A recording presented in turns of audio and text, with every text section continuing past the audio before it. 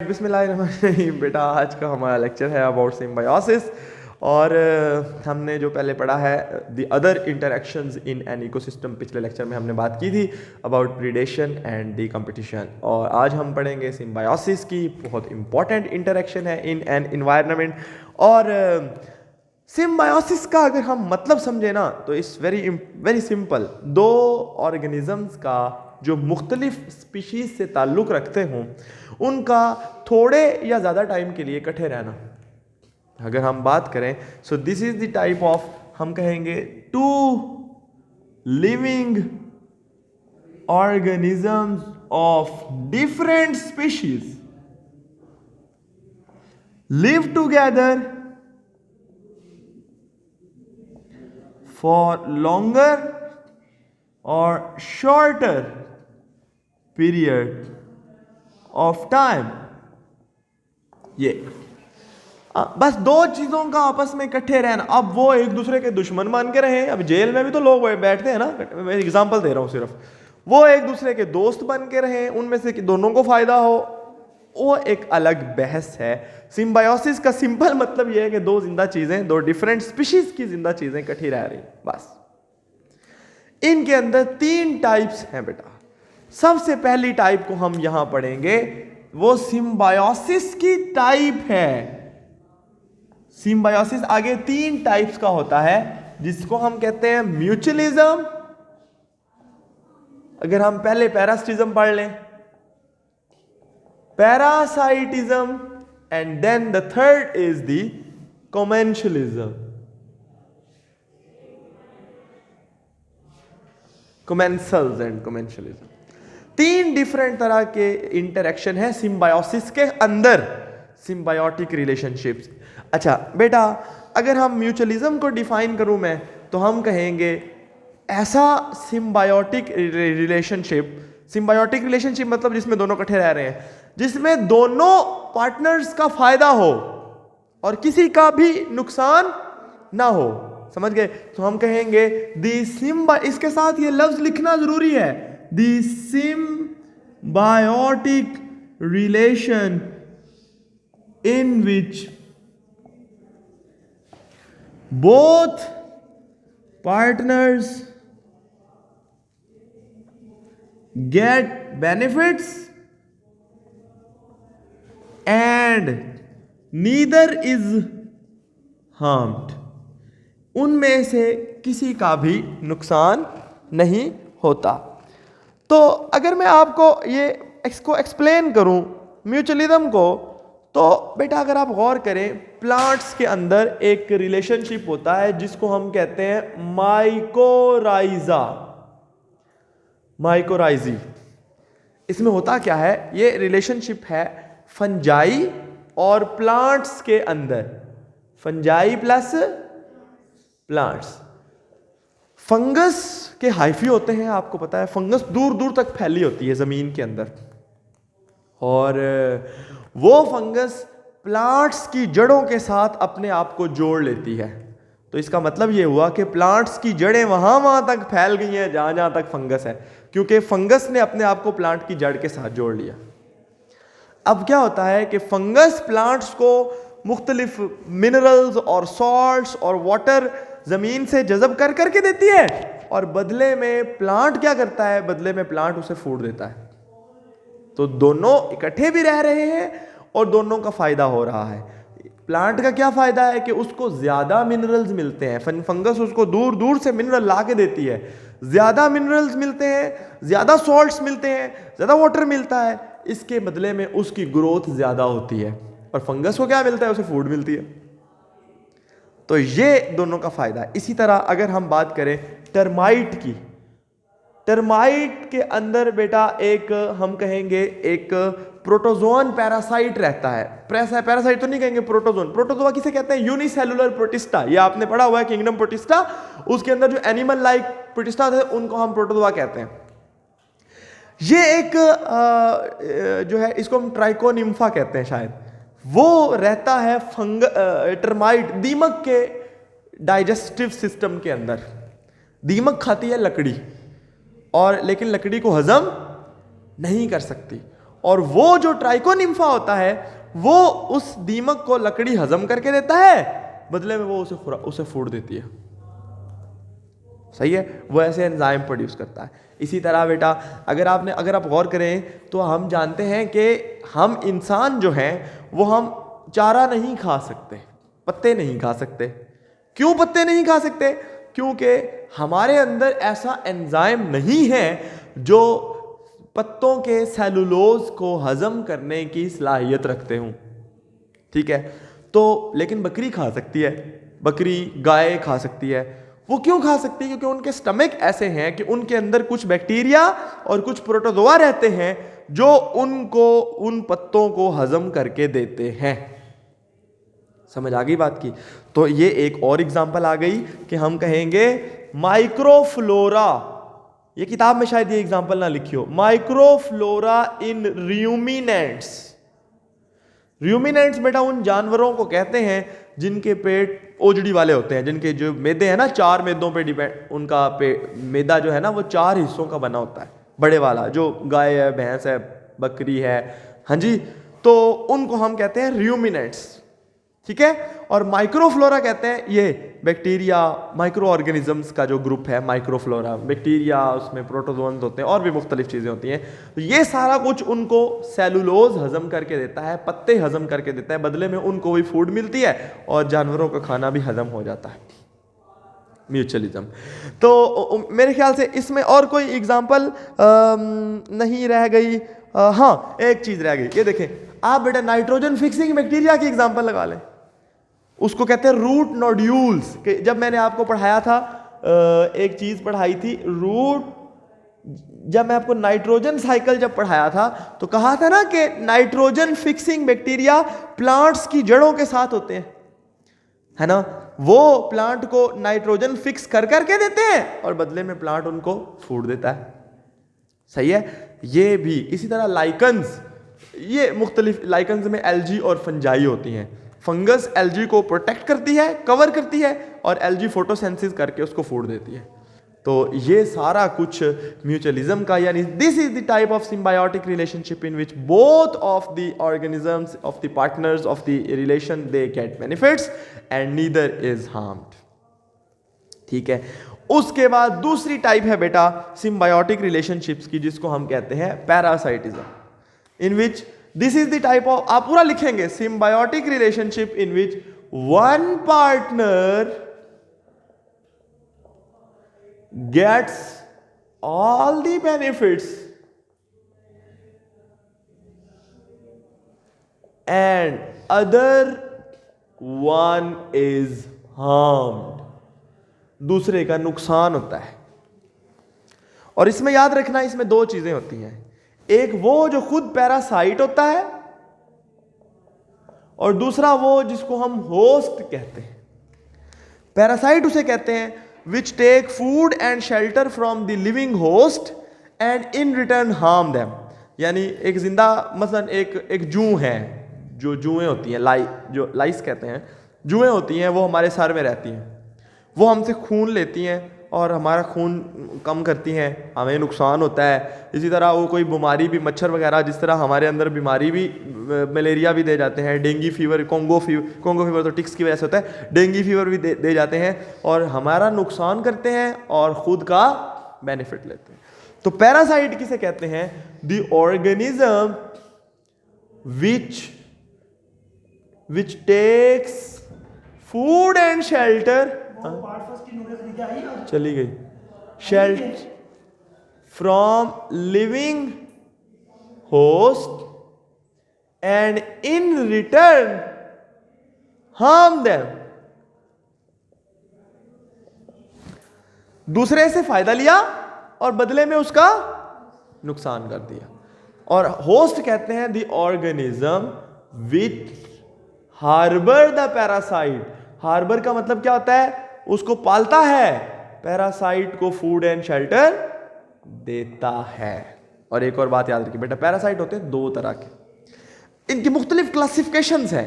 पहली क्लासिफिकेशन क्या है? Number 1 is ectoparasite and endoparasite.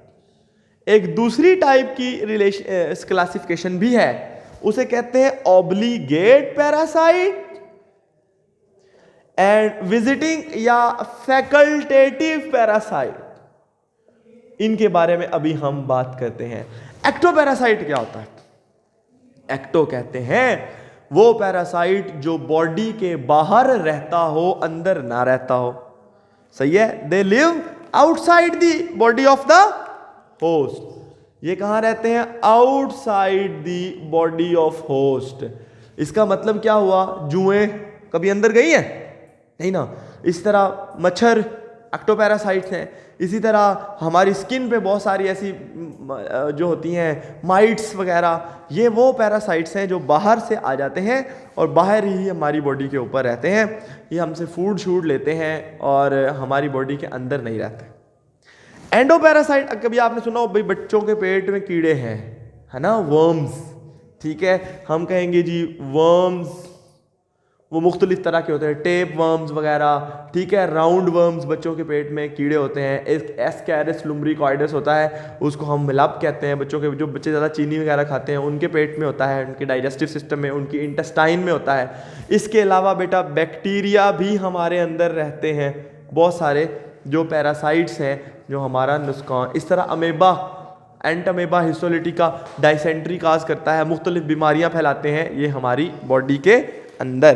तो अगर आप देखें इसमें भी लिखा होगा कि एंडोपैरासाइट हमारी बॉडी के अंदर रहते हैं, जिसकी एग्जांपल में एंटअमेबा है, प्लाज्मोडियम है। प्लाज्मोडियम भी एंडोपैरासाइट है जो मलेरिया काज करता है।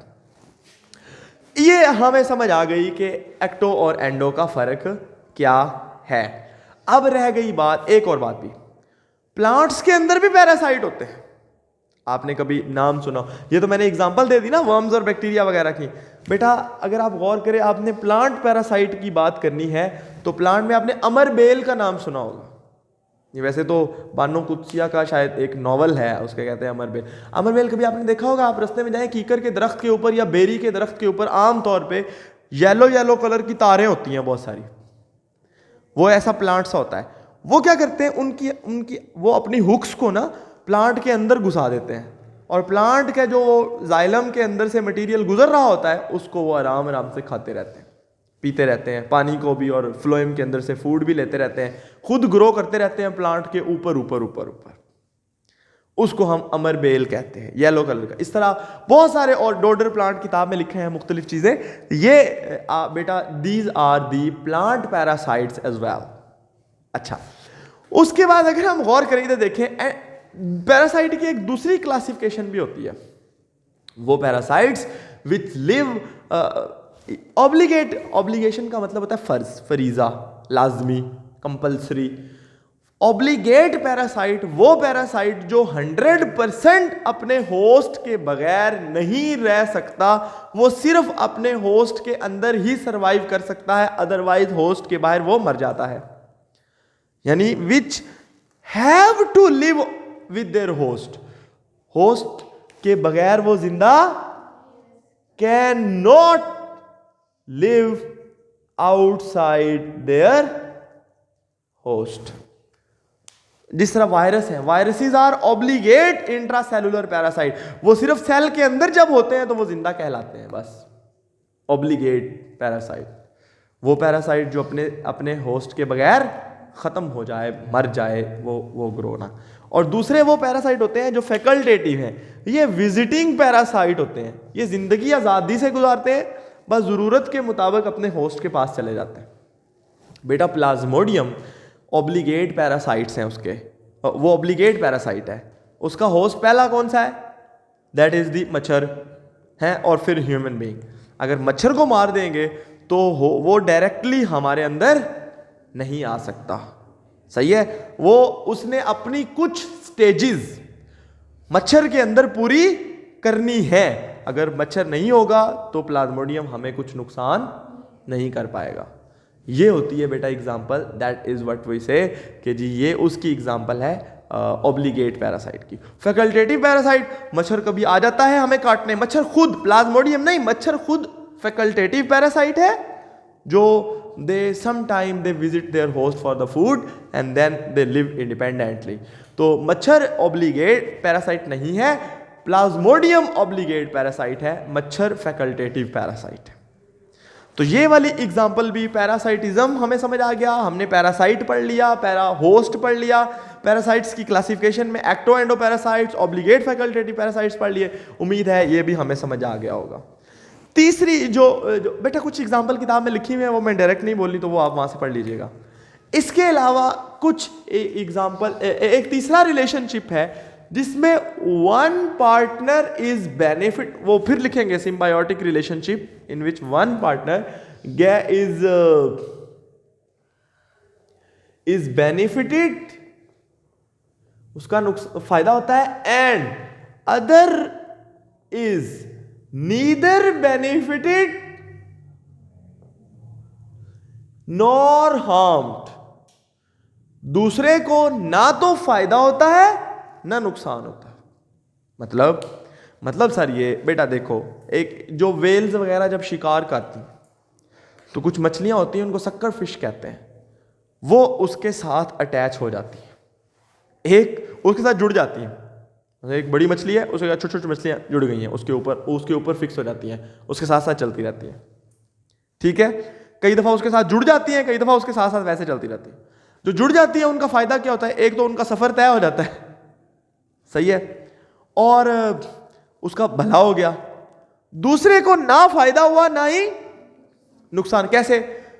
वेल मछली जब शिकार करती है तो ऑब्वियसली वो गोश्त जब खाती है तो थोड़ा थोड़ा उसके मुंह से गिरता है ना, इधर खून और गोश्त वगैरह के टुकड़े, जो टुकड़े उसे गिरते हैं वो ऊपर वाली मछलियां खा लेती हैं, तो उनका तो फायदा हो रहा है, लेकिन वेल का ना फायदा हो रहा है ना नुकसान हो रहा है। खाना तो उसने वैसे भी था, गिरने तो उससे वैसे भी थे, लेकिन जो उसके साथ साथ थे उनका भला हो गया। इसका एग्जाम्पल हम ऐसे लेते हैं, एक गधा जा रहा हो और उसके ऊपर एक कौवा बैठ जाए और वो कौवे का सफर आराम से तय हो जाता है, गधे ने तो जाना ही जाना था, सही है।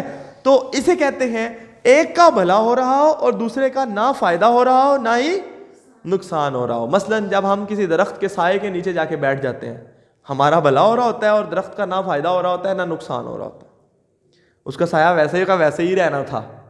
तो दिस इज व्हाट वी से बेटा कमर्शियलिज्म। एग्जाम्पल उसमें मैंने आपको सक्कर फिशेस वाली भी दे दी, और शायद एक और एग्जाम्पल भी हो। हाँ, हम कहते हैं बस यही एग्जाम्पल है। समझ आ गई जी बात की। और इसके नीचे एक एग्जाम्पल दी हुई है, एक छोटा सा वो दिया हुआ है, एक क्वेश्चन। बेटा एक जानवर है बैजर, BADGER, बैजर भी कहते हैं, बैगर भी कहते हैं। ये बड़ा ढीठ सा जानवर है, बड़ा अजीब सा, इसको बिज्जू कहते हैं शायद। ये क्या करता है, ये बड़ा डेंजरस जानवर है, इस तरह से कि इससे शेर भी डरता है, क्योंकि ये बड़ा ढीठ है और पीछे पड़ जाता है। ये जो है ना, ये खाता है बेटा शहद। क्या खाता है? शहद। और एक परिंदा है जो कि शहद तो नहीं खाता, लेकिन शहद की मक्खियों के छत्ते के अंदर जो उनके लार्वे यानी उनके अंडों से जो निकलते हैं कीड़े, वो जो पल रहे होते हैं वो खाता है परिंदा, सही है। अब ना जो बैजर है ये शहद की मक्खियों के छत्ते को उड़ा सकता है, लेकिन जो परिंदा है वो शहद की मक्खियों के छत्ते को छेड़ भी नहीं सकता, उसको नुकसान होगा, उसको मारेंगे आगे से।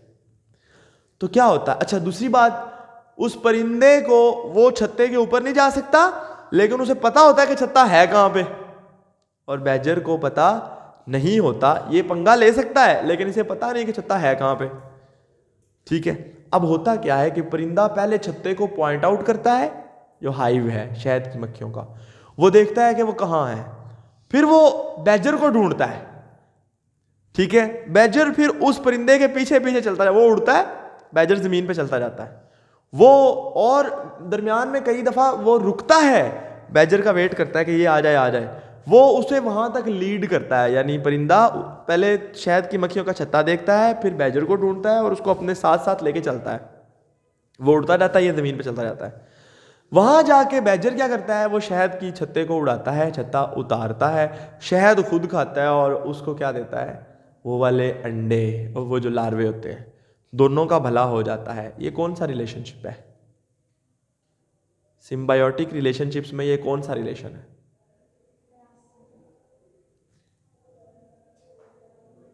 म्यूचुअलिज्म, दोनों को बेनिफिट हो रहा है, किसी को भी नुकसान नहीं हो रहा। तो ये है बेटा अबाउट दी, ये वाली स्टोरी वो एग्जांपल दी हुई थी इसलिए मैंने आपको पढ़ा दी। उम्मीद है आपको लेक्चर समझ आया होगा। आपसे मुलाकात होगी इंशाल्लाह कल।